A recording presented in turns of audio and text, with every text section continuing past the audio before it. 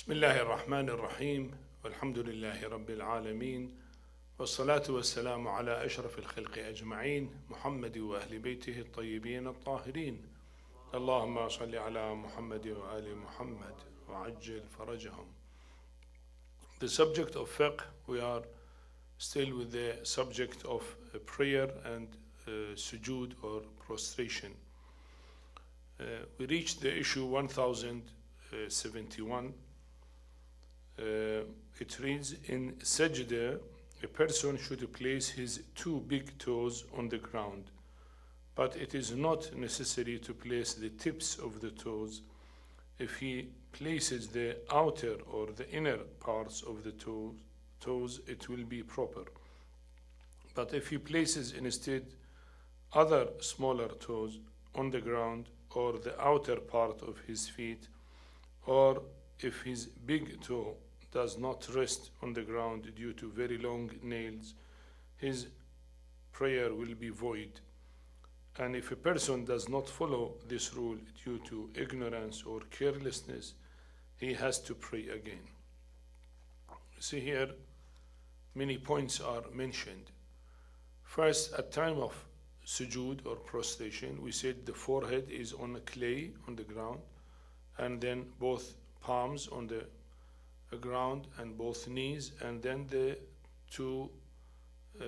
feet. The feet means the toes of the feet, not all the feet.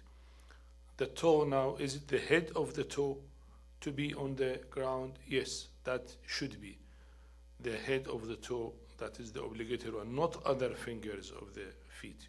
Only the head of the toe should be there. Now some people turn the outside or inside the toe. You see, instead of the head will come, they put like this or this. Well, some ulama said not allowed. It should be the head of the toe, not to be there, the tip of it. But according to Ayatullah Al-Sistani, said if it is outer side or inside of the toe is on the ground, it still is okay. Because what is obligatory is that the toe should be on the ground. But now instead of the toe, if it is, he has a very long nails, when he put the nail will be there, the toe will not be there. He said this is not allowed. Or if you put other fingers but not the toe, again it is not allowed. If you put his feet, you turn his feet, not the toe, well, from the outside or inside the feet, he said not allowed. So it should be, his feet should be proper and the toes should be on the ground. Now if somebody did not know about this, due to ignorance, and he prayed for many years and he used to put them, for example, other fingers of the feet rather than the toe, or he put all his feet, not the toe, and later on they told him this is not right. He said his prayer all is void and he has to do qada of it. Why? Because the two sajdas will be void, and if two sajdas void, one elemental part of the prayer will be void. And if one elemental part is void, knowingly or unknowingly, as we said, the prayer will be void. So it is important to learn this properly rather than later on, God forbid, after so many years, one do it wrongly and then he has to repeat his prayer again.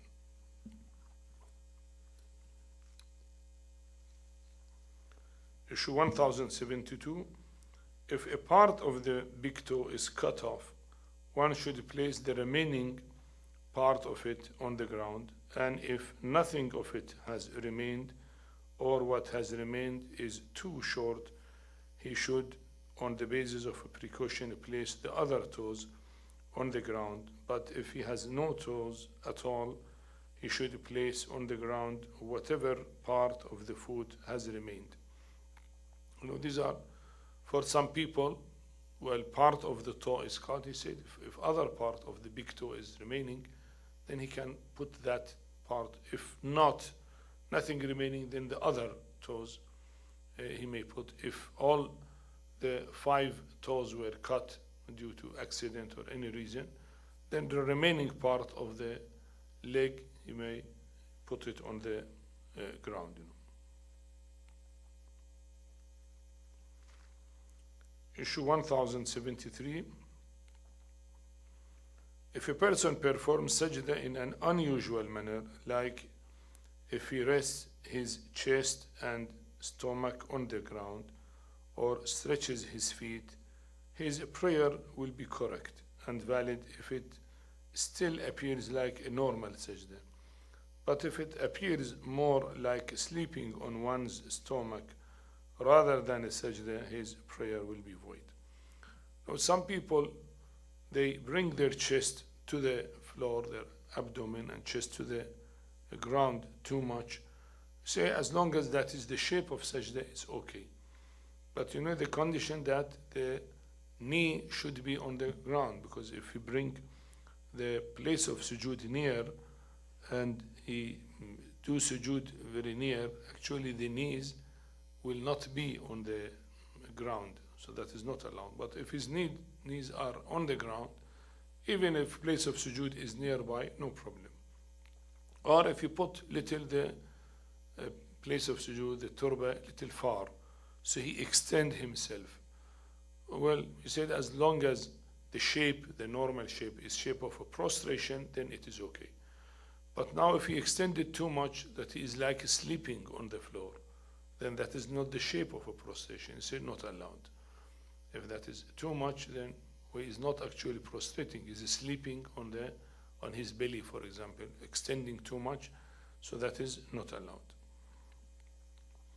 Issue 1074, the mohor or turba or the sajdagah, they call it, the tablet of clay, the turba, or other thing on which a person performs sajda should be tahir. If he places the turba on a najis carpet, or if one side of the turba is najis, and he places his forehead on its tahir part, there is no harm in it. See the place of sujood is usually we put the clay, but if not a clay, we pray on the wooden prayer mat, or we put a leaf or a piece of paper or a piece of stone or rock or sand or whatever allowed thing that we do sujood. That the place of sujood should be tahir. If it is najis, not allowed. So the prayer mat that you do sujood on the mat, if the mat is najis, not allowed. If the turba, the tablet of clay that we use, if that is najis, then it's not allowed. We have to wash it to make it tahir, and then we do sujood. Now suppose there is a najis carpet, somebody in some houses the carpet is not tahir, or maybe you are in an airplane, or you are in a public place, or in a hotel, restaurant, or something where the carpet is najis, but your turba is tahir. So one part which touch the ground will touch the najis. The ground is najis, the carpet najis. But the other side where your forehead you put is tahir. Is it allowed or not? He said yes, it is allowed. Because you are doing sujood on the tahir part, not on the najis part. The najis below, that is not the place of sujood. The upper part, where your forehead is on it, is tahir, so it is okay. Or if you put your wooden prayer mat on a carpet which is najis, let us say in a public place and the carpet is not tahir, still is okay, because you do sujood on your prayer mat and the prayer mat itself is tahir, so it is okay. Even below it is najis, that is no problem. Issue 1075, if there is a sore or a wound, etc. in the forehead of a person, making him unable to rest his forehead on the ground, and if the sore or the wound has not covered the whole of the forehead, he should perform sajda with the unaffected part of the forehead.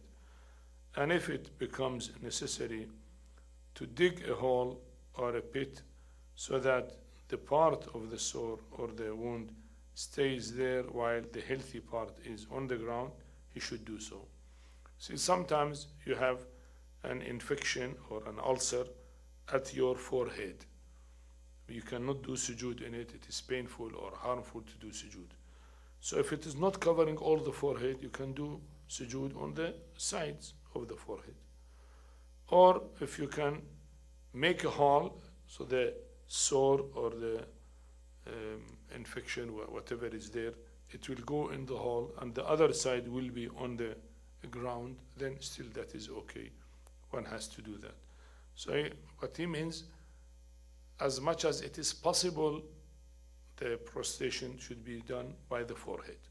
If not the front, at least the side is okay, as long as it is forehead. Not the side of the head, but forehead, all the forehead. Not at the center, maybe little side, fine. That is still okay. So either you do it like that, or you make a hole, or whatever way possible, or you put two tablets and at the middle is empty, so the place of the wound or ulcer or whatever is there, it may be bulging, so that will go in the empty place, but the other part of the forehead will be on the clay, then they say it is still okay. So that is no problem if you can do that. Issue 1076, if the sore or the wound has covered the entire forehead, he should perform sajda with other parts of his face. As an obligatory precaution, he should perform sajda with his chin, and if that is not possible, with one of the two sides of the forehead. When it is not possible to perform sajda with the face in any way, he should perform sajda by sign. So here he said if there is too much sore on which covers all the forehead and you cannot do sujood, so what you will do, you do sujood with the chin. You put the chin on the turba on the floor. If not possible, then side of the forehead. Not possible any side of the face, maybe right side there. But if all the face is having an infection like burn or something, you cannot put any part of your face on the floor. So you say by pointing out, signing on, you just sign with your head for sujood, not to put any part, but just sign that sujood, say Subhana Rabbil Ala wa bihamdi, and raise your head. That is all. No part of the head possible to put it on the floor, this is okay. And you don't put any part because whatever sickness is there, or maybe burn or ulcer, and which cover all your face, so you only point out with pointing, that is okay.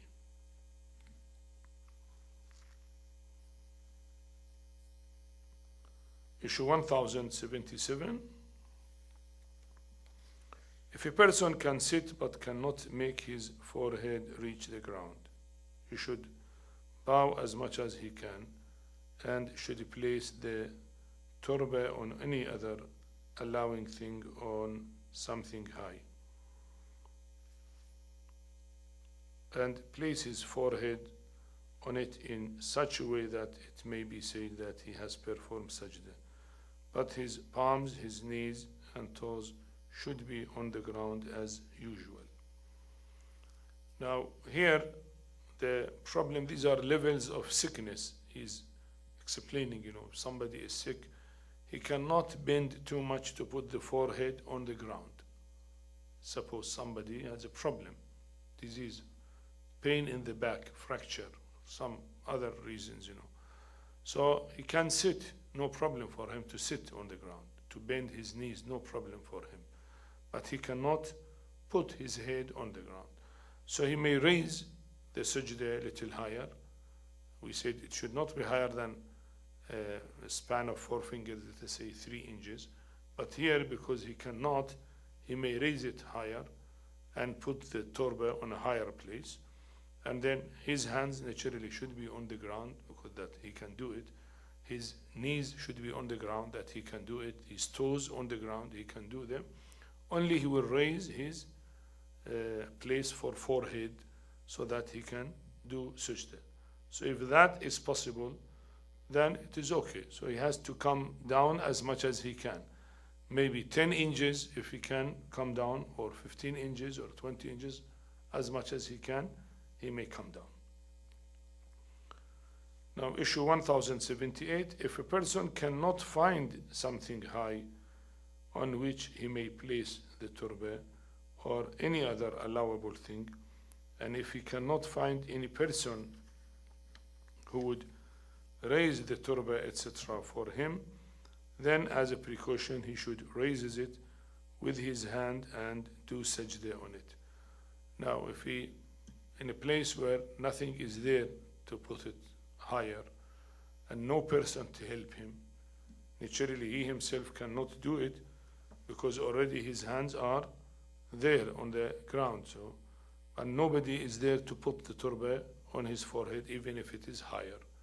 So what he will do, he himself just bow and raise one of his hands and take the turba and put it on the forehead and say Subhana Rabbiyal A'la wa bihamdih, and then place it down because he cannot bend to the floor. That is it in case of sickness, he cannot bend, so he said he may do that way. If somebody is there, then somebody may raise the turba. He put his hand, somebody raise the turba. If he can take any box, anything, any tissue, any brick, anything to make it higher, any chair, then he have to make it higher. But if nothing is there, well, he's an airplane somewhere, at the airport, somewhere, not always things are available around him. So he said in that case, he may raise the turba to his forehead and say Subhana Rabbiyal A'la wa bihamdih.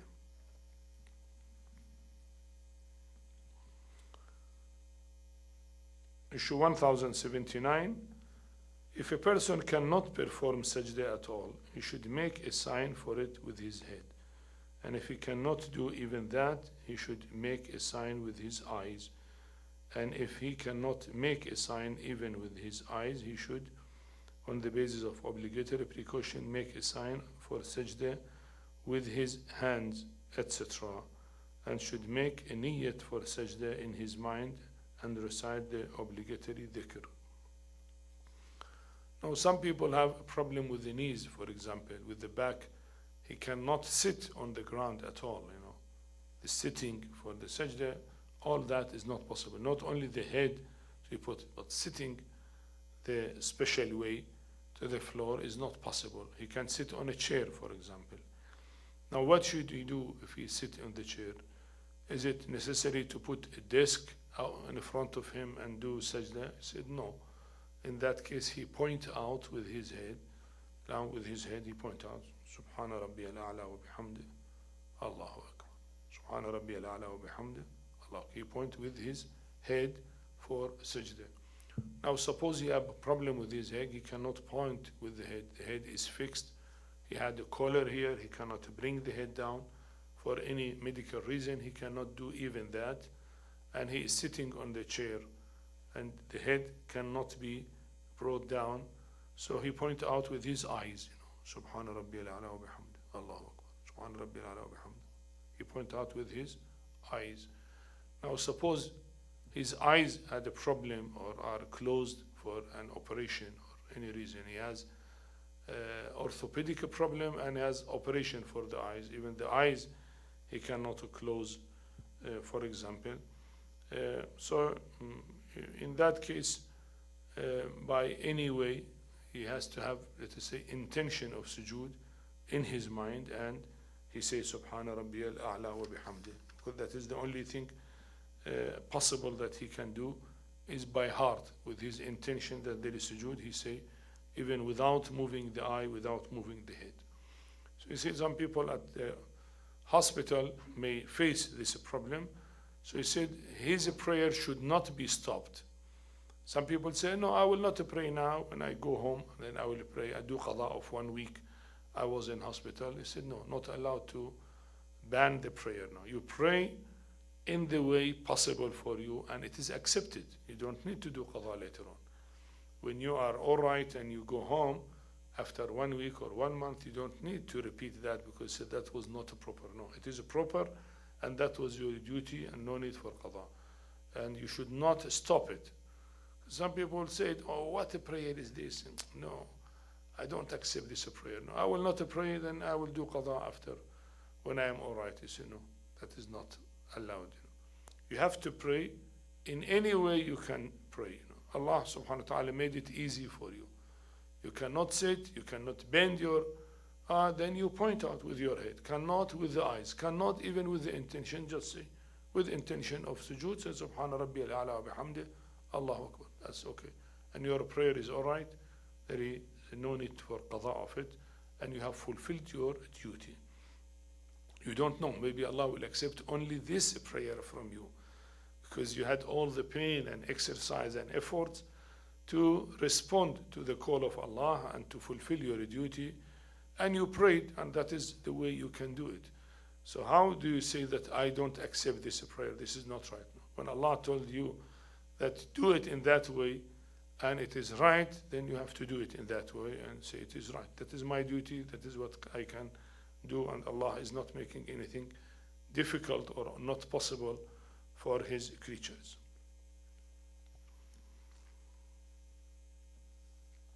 Issue 1080.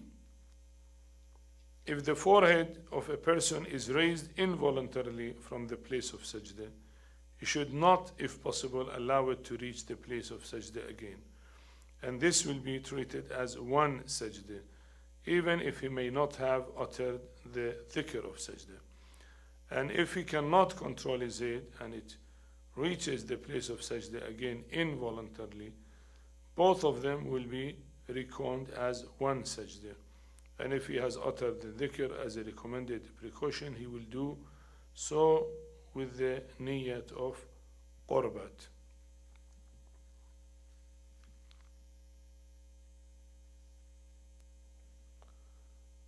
Now, sometimes when one in rush, he put his head on sajda, but his body is unstable, before he starts to saying Subhana Rabbiyal A'la bihamdih, his head is raised. So if it is raised, though he has not said the dhikr, he should not return it back, because that is counted as one sajda. He should sit properly and go for the second sajda. And if it happened in the second sajda, then if he returned back, they become three. He should not do it. So even without saying the dhikr, but still one sajda is counted, but involuntarily his head was raised, before saying Subhana Rabbiyal A'la wa bihamdih. So he says still is okay. But if involuntarily his head goes down, though it becomes three, now here, should he say the dhikr, Subhana Rabbiyal A'la wa bihamdih, or not? Because this is an extra. And it came involuntarily. And we said one sajda will not nullify the prayer if it comes involuntarily or unknowingly, not intentionally. He said, well, he may say the dhikr with the intention of qurbatan Allah ta'ala. In qurbatan Allah, it may not be necessary, because already two sajda he did, though the second one was without dhikr, but still it is counted as a sajda. So here, to say the dhikr may not be necessary. Head, by force or involuntarily, came down and become three sajda. But then dhikr, not necessary, because it is not real sajda. So I say, if we say it, say with the intention that to be near to Allah subhanahu wa ta'ala, because the wording are good. Glorified be my Lord Allah, and I am praising Him, Subhana Rabbi al-A'la wa bihamdih. So the dhikr itself is beautiful, is mine. So it said he say it for sake of Allah. It is okay, no problem to say it, but with the intention it is for sake of Allah. Qurbat means for sake of Allah, to be near to Almighty Allah subhanahu wa ta'ala. Issue 1081. At a place where a person has to observe taqiyya, concealing one's faith in dangerous situation, he can perform sajda on a carpet or the prayers, so that, or other similar things, and it is not necessary for him to go elsewhere or delay the prayer, so that he is able to pray freely at that place without taqiyya. But if he finds that he can perform sajda on a mat or any other allowed objects without any impediment, then he should not perform sajda on a carpet or things like that. Now, taqiyya means when we fear the risk of our enemy, so we conceal our faith that we are followers of Ahlul Bayt. If we do sujood on the turba, well, those who are enemies, and some of them might attack us, might harm us might do any abuse or something, and I am fearing from them. I am alone in a mosque where others are enemies, and I don't want to show myself that I am follower of Ahlul Bayt. So you say here is called at place of taqiyya, fearing the enemy. So I conceal my faith. They should not know me. And I pray sujood on the carpet. It is okay. But if meanwhile there is a prayer mat, wooden prayer mat they put, so I can bring and put wooden prayer mat. They won't know that I am follower of Ahlul Bayt, because wooden prayer mat, they also pray on that. So I could make something that's suitable for sujood without exposing myself as follower of Ahlul Bayt. Or if part of the mosque, the floor is from stone, natural stone, not carpet, so I can pray near that part. So my sujood will come actually not on the carpet, on the stone of the mosque, which is okay, because on the stone, as you said, is the floor, and that is okay. The ground on the stone is okay. So if possible in any way, then I should do sujood properly. If not possible, then I can pray. Some said, I will not pray now, and I wait for 1 hour till I go home and I pray at home with my own freedom. He said, no, not necessary. If you pray, then your duty is to pray with taqiyya, your prayer is all right. But then you have to pray in the way that nobody should harm you, and that is the meaning of taqiyya. Issue 1082. If a person performs sajda on a mattress filled with feathers or any other similar thing, his sajda will be void if his body cannot remain steady. Well, at time of sujood, the forehead should be fixed properly on the floor, so the body should be steady with istiqrar. Now, with a mattress or a sponge will go deep, and your forehead is not stable, not steady. He said that is not allowed. So it would be something little hard, so that your forehead is steady, not a spongy place which your forehead is not steady. That is not allowed.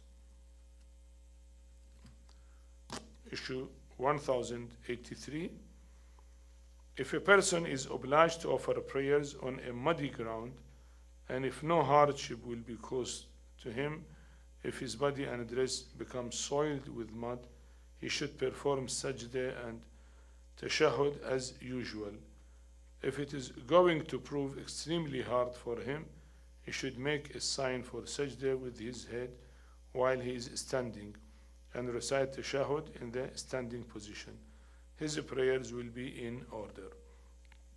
So sometimes one is in a desert, there is rain, and then the ground is with water and clay or maybe sandy area.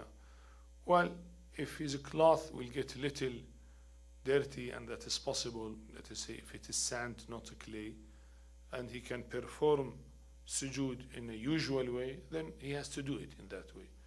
But if there is too much dirt and clay, and he will spoil all his dress, and that is beyond tolerance, that I will spoil all my dress, then in that case, for hamd and qul Allah ahad, he is standing, okay. For ruku' he can do ruku', but for sujood he will not go to sujood. He just point with his head for sujood, and when he raises his head from the second sajda, he recites tashahhud as if he is sitting. He cannot sit, but as if he is sitting, he can recite tashahhud, and then he start, let us say, third and later on fourth rakat, like that.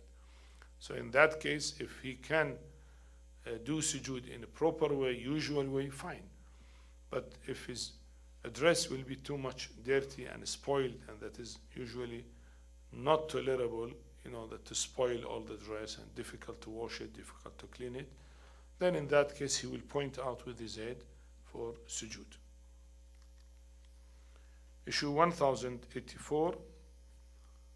The obligatory precaution is that in the first rak'at and in the third rak'at, which do not contain tashahhud, like the third rak'at in Dhuhr, Asr and Isha prayers, one should sit for a while after the second sajda before rising. You see, in the first rak'at, one go to sujood, first sajda, say Subhana Rabbi al-A'la wa bihamdi, then sit, Allahu Akbar. Then go to sajda again, Subhana Rabbi al-A'la wa bihamdi. Does he need to sit properly and then stand for the second? Or no, from sujood he stand up right away, as our Sunni brothers are doing like that. They do not sit, they stand. So, according to Ayatullah Al-Sistani and many other Maraj, I said no. As an obligatory precaution, you should sit properly and then stand. Okay, it is mustahab when you sit to say Allahu Akbar, that is fine, and then you stand, you say Bahawlillahi wa quwwati aqum wa aq'ud. But sitting properly is necessary. Not that from sujood, before you sit, you stand right away for second rak'at, or if you are on the third, you stand for the fourth rak'at. Of course, if you are in second rak'at, already you are sitting for tashahhud. Or if it is fourth rak'at, you are already sitting for tashahhud. Or if it is maghrib, third rak'at maghrib, you are sitting properly for tashahhud as well. But if it is first and third rak'at, when you are standing for the second or for the fourth rak'at in Dhuhr, Asr and Isha prayer, so he said that it is necessary to sit properly as an obligatory precaution, and then you stand. Not that from sujood you stand right away. That is not the right way. I think up to this much is sufficient. Inshallah, next time we will discuss things on which sajda is allowed. Walhamdulillahi Rabbil Alameen. Wa sallallahu ala Muhammad wa alihi at-tahirin. Allahumma salli ala Muhammad wa ali Muhammad wa ajjal farajah.